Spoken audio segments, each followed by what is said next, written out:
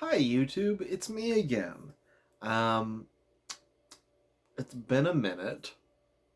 We're back, not in, well, this is technically still Alice in Wonderland, but technically we're in Through the Looking Glass now by Lewis Carroll. My son is trying to figure out how doors work. Sorry about that, I freed my child from the room.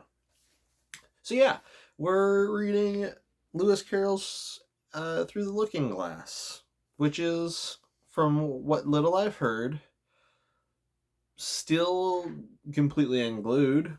So I'm looking forward to it. I was told with delight that I got the Tweedledee and Tweedledum chapter. Oh dear. Oh goodness. What awaits us within, I wonder? It's gonna be, I suppose, two idiots, probably. Which is quite relatable. Well, nothing to it but to do it, I suppose. Let's begin. Through the Looking Glass, chapter. I'm gonna be real, I don't know my Roman numerals real good. Chapter whichever one comes after the last chapter we read, titled Tweedledee and Tweedledum. They were standing under a tree, each with an arm round the other's neck, and Alice knew which was which in a moment, because one of them had "Dumb" embroidered on his collar, and the other "D." "I suppose they've each got Tweedle round the back of the collar," she said to herself. They stood so still she forgot they were alive, and she was just going to go around to see if the word Tweedle was written on the back of each collar, when she was startled by a voice coming from the one marked Dumb. And before we continue, let's take a quick gander at these big, beautiful boys. Come on, focus, you. You. Come on, you. Focus. Come on. Yeah.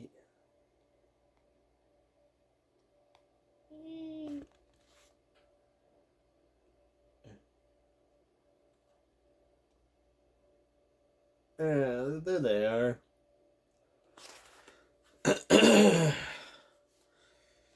She was startled by a voice coming from the one marked Dumb.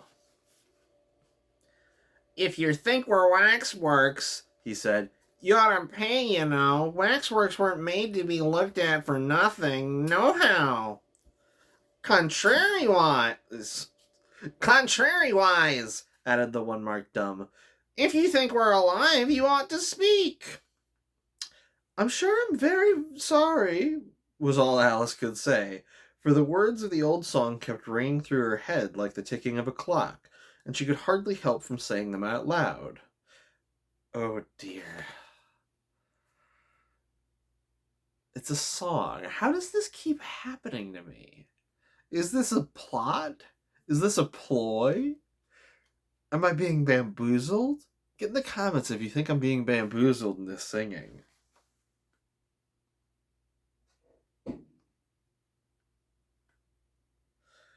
Tweedledee and Tweedledum.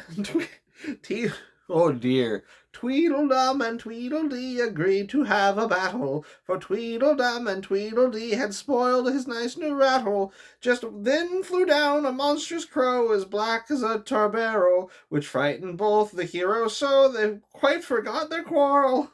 Oh dear. That was only two stands. There's gotta be more of this, isn't there? In we go.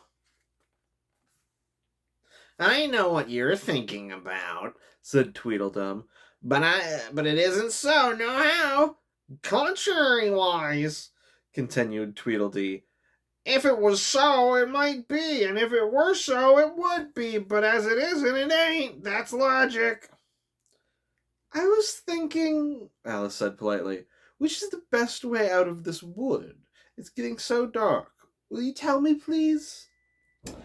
But the fat, little men looked at each other and grinned. Oh, they looked so exactly like a couple of great schoolboys that Alice couldn't help pointing her finger at Tweedledum and saying, "First boy, no how!" Tweedledum cried out briskly and shut his mouth up again with a snap. "Next boy!" said Alex, passing on to Tweedledee, though she felt quite certain he would only shout out contrariwise, and so he did.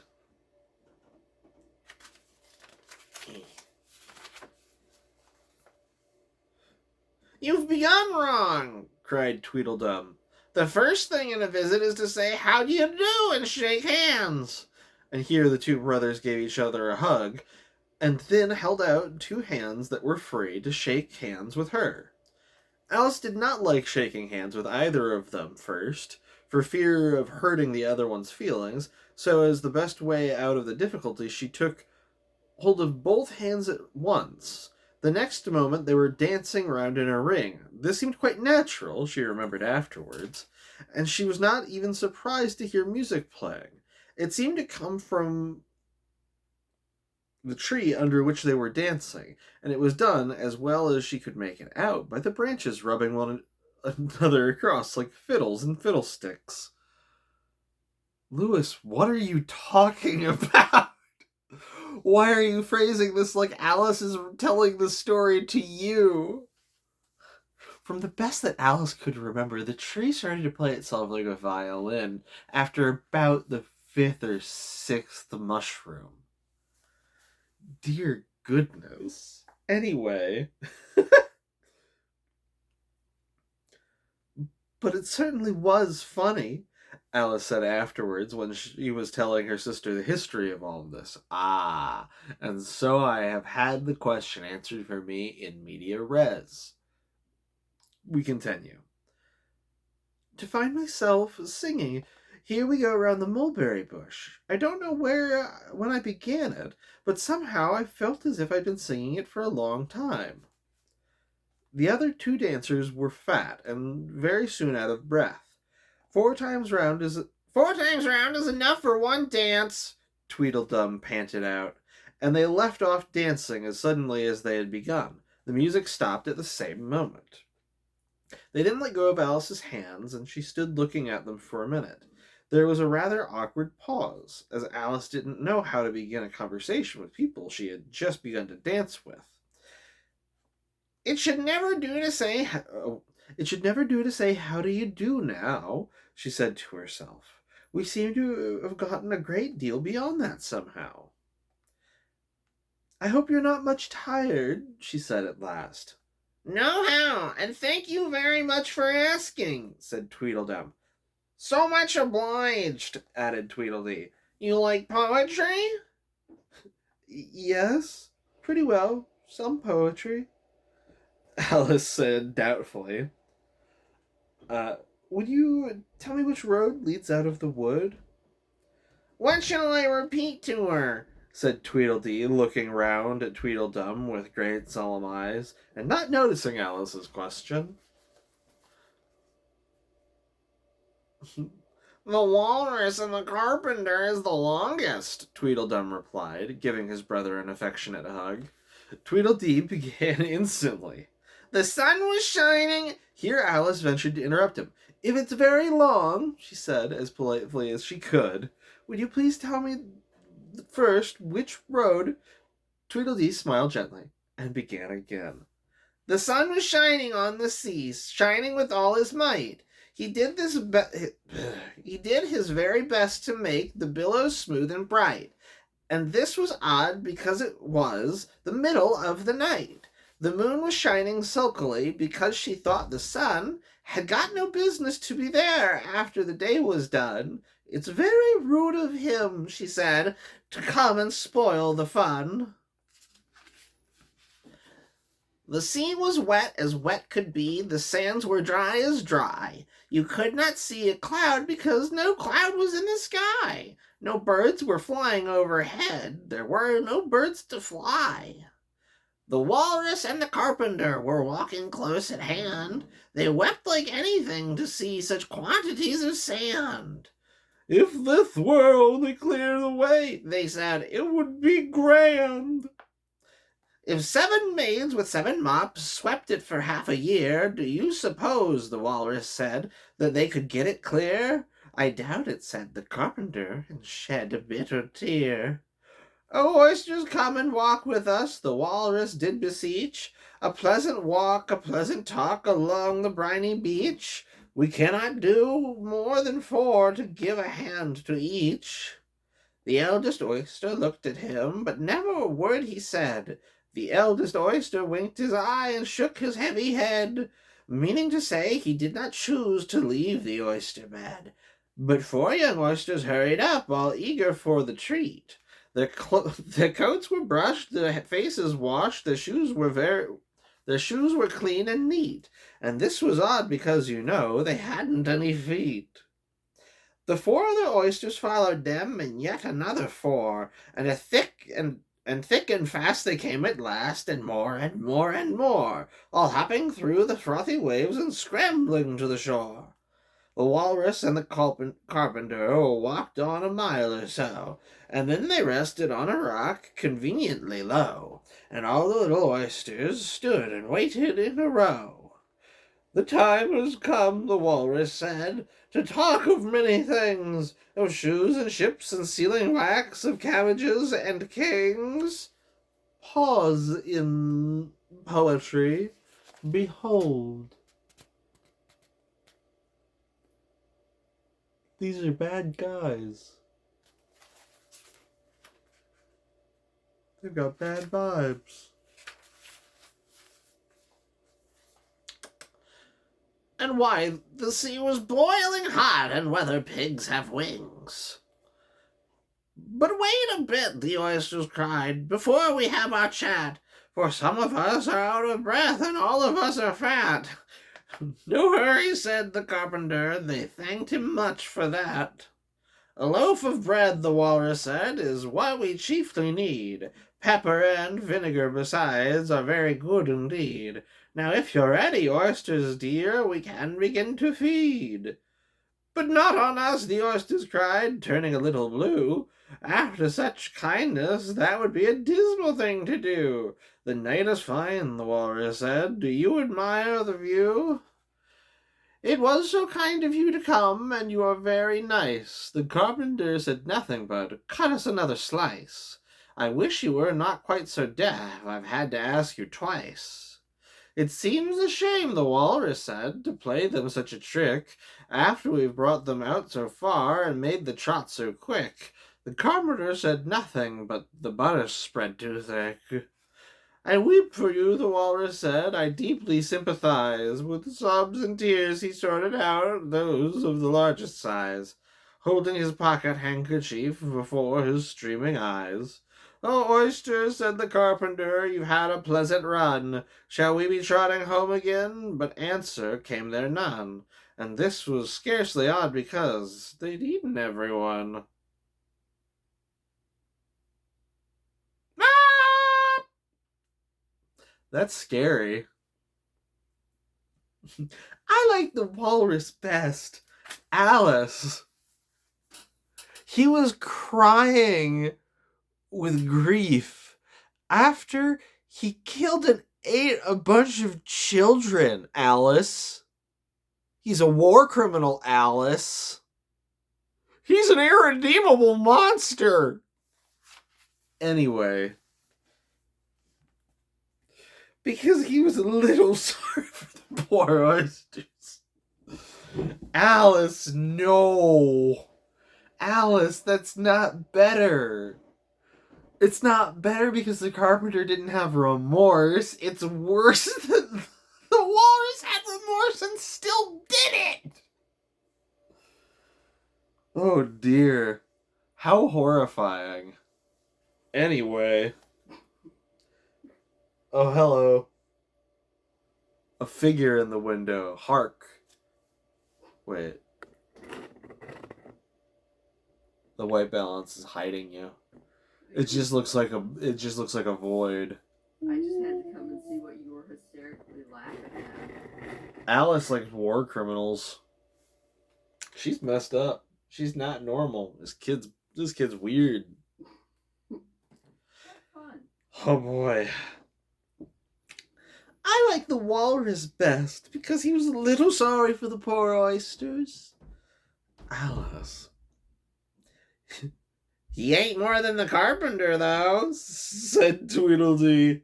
You see, he held his handkerchief in front so that the carpenter couldn't count how many he took, contrary-wise. That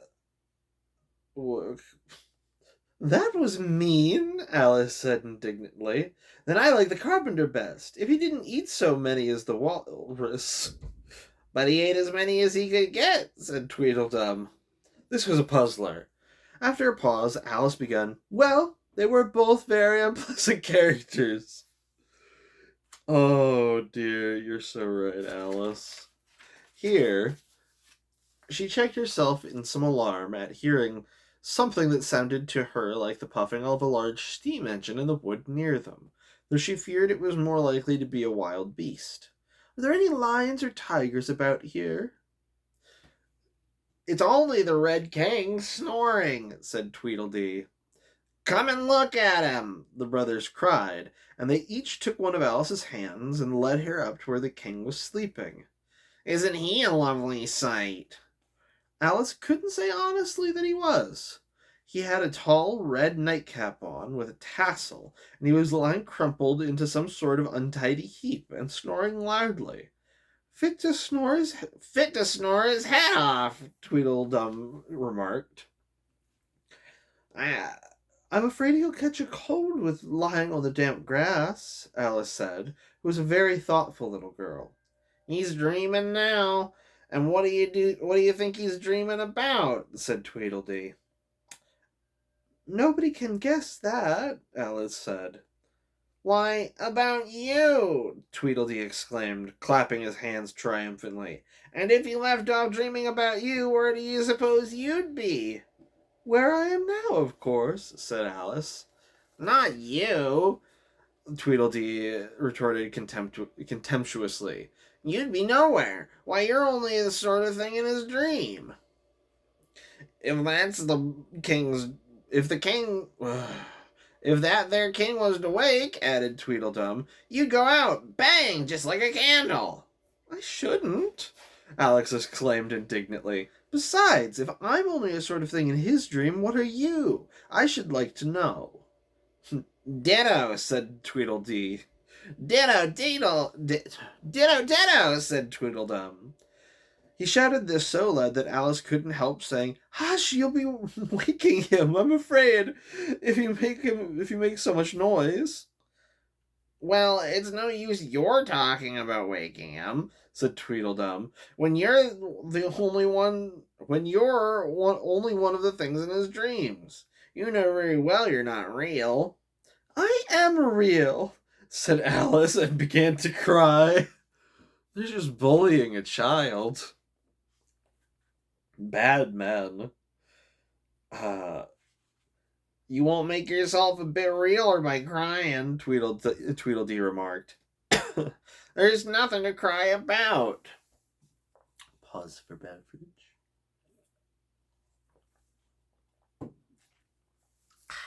Refreshy.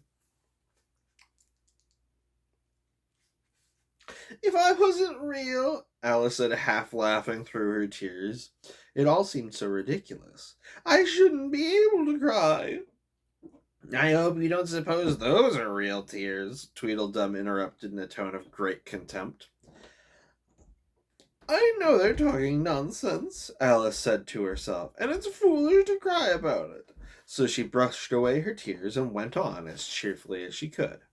At any rate, I'd better be getting out of the woods, for really it's coming on very dark. Do you think it's going to rain? Tweedledee spread a very large umbrella over himself and his brother and looked up into it. No, I don't think so, he said. At least not under here, nohow. But I meant rain outside. It may, if it chooses, Tweedledee said. We've got no objection, contrariwise. Selfish things, thought Alice, and she was just going to say good night and leave them when Tweedledum sprang out from under the umbrella and seized her by the wrist.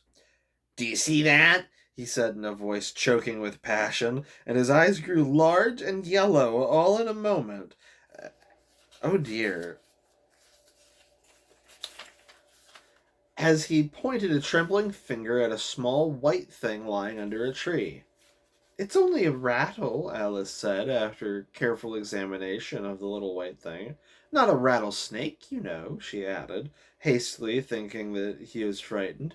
"Only an old rattle, quite old and broken."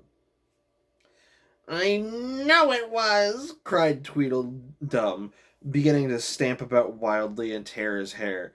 "It's spoiled, of course." Here he looked at Tweedledee, who immediately sat down on the ground and tried to hide himself under the umbrella. Alice laid her hand upon his arm and said in a soothing tone, "You needn't be so angry about an old rattle." "But it isn't old!" Tweedledum cried in a greater fury than ever. "It's new, I tell you! I bought it yesterday, my nice new rattle!" And his voice rose to a perfect scream, which I'm not going to do because I don't want to scare everyone in the tri-state area. All this time, Tweedledee was trying his best to fold up the umbrella with himself in it, which was such an extraordinary thing to do that quite took off Alice's attention from the angry brother. But he couldn't quite succeed, and it ended with him rolling over, bundling up in the umbrella with only his head out. And there he lay, opening and shutting his mouth and his very large eyes, looking more like a fish than anything else, Alice said. Or Alice thought. Of course you have to agree. Of course you agree to have a battle. Wait, sorry. Of course you agree to have a battle. And here I'm going to interject with the first of two images on this page. Here's a very angry Tweedle. I forget which one it is that's angry, so don't worry about that. It's just one of them. Of course you agree to have a battle, Tweedledum said in a calmer tone. I suppose so, the other sulkily replied as he crawled out from the umbrella. Only she must help us dress up, you know. So the two brothers went off hand in hand into the wood and returned some minutes with their arms full of things, such as bolsters, blankets, hearthrugs, tablecloths, dish covers, and coal scuttles. I hope you're good at it. I hope you're a good hand at pinning and tying strings, Tweedledum remarked. Every one of these things has got to go on somehow or another. Alice said afterwards she had never been in such a fuss, or she had never seen such a fuss made about anything in all her life. The way those two bustled about, and the quantity of things they put on, and the trouble they gave her in tying strings and fastening buttons.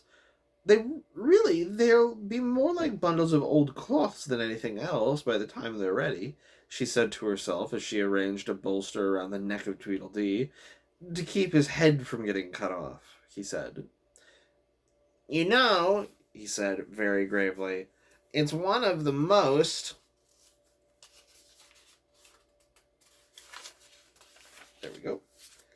It's one of the most serious things that could possibly happen to one in a battle, to get one's head cut off. Alice laughed out loud, but she managed to turn it into a cough for fear of hurting his feelings. Do I look very pale? Said Tweedledum, coming up to have his helmet tied on. He called it a helmet, though it was certainly more like a saucepan. Well, yes, a little, Alice replied gently. I'm very brave, generally, he went on in a low voice.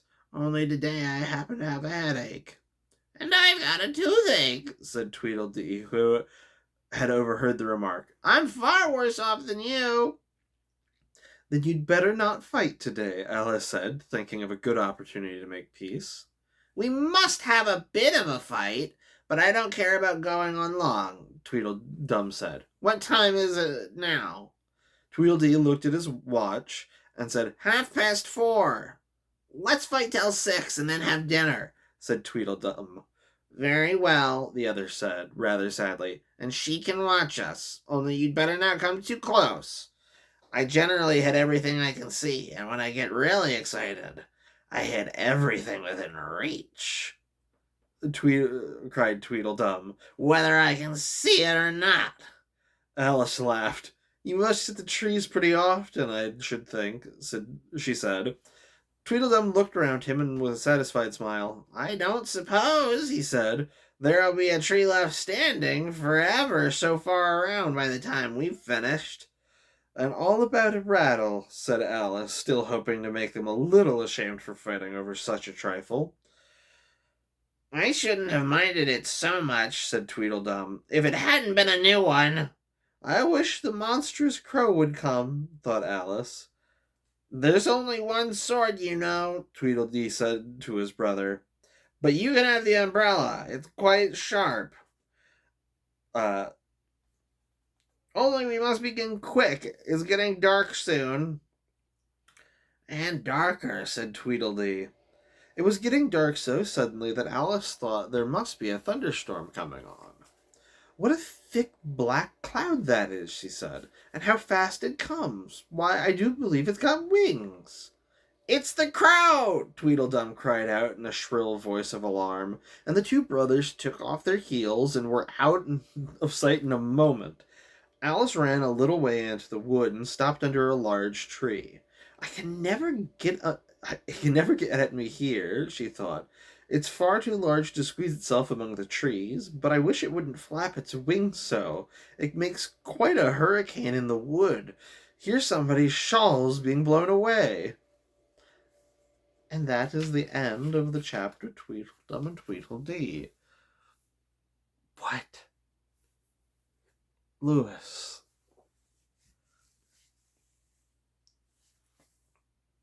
I feel like these are also based off of potentially nursery rhymes that are no longer like a part of the relevant like mainstream media, and so we don't have the literacy for them.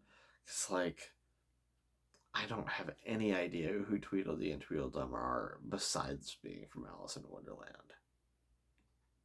So I don't know what's happening, Lewis. Lewis, I don't know what's going on. You just seem a little kooky. But yeah, so that was a lovely chapter. If you liked it, like, comment, and subscribe. Hit the notification bell icon, and we'll see you next time.